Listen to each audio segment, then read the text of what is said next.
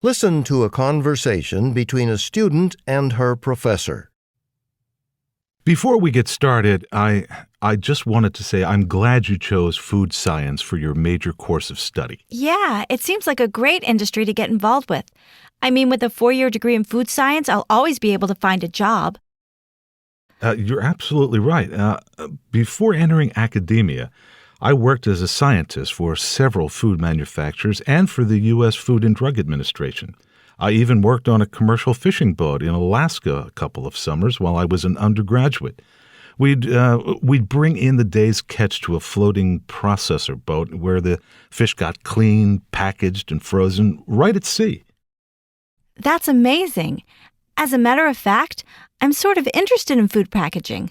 Well, for that, you'll need a strong background in physics, math, and chemistry. Those are my best subjects. For a long time, I was leaning towards getting my degree in engineering.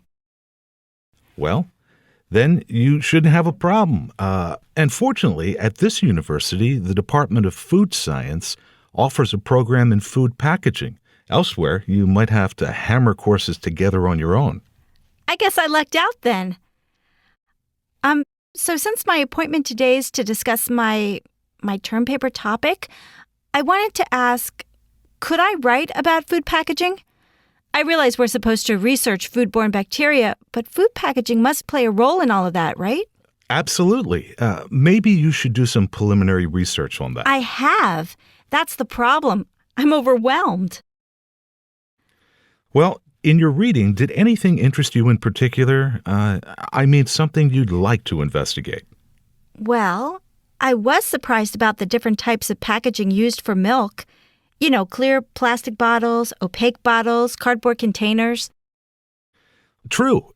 In fact, the type of packaging has something to do with the way milk's treated against bacteria. Yeah, and I read a study that showed how light can give milk a funny flavor and decrease its nutritional value, and yet most milk bottles are clear.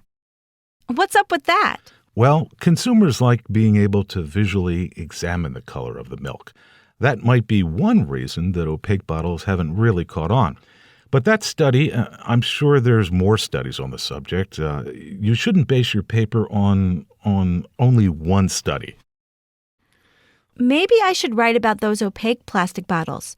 Find out if there's any scientific reasons they aren't used more widely.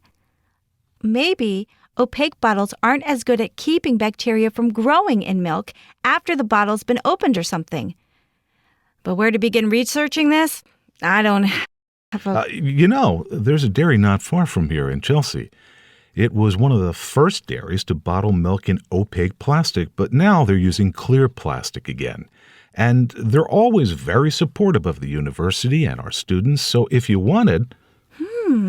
Yeah, I like that idea.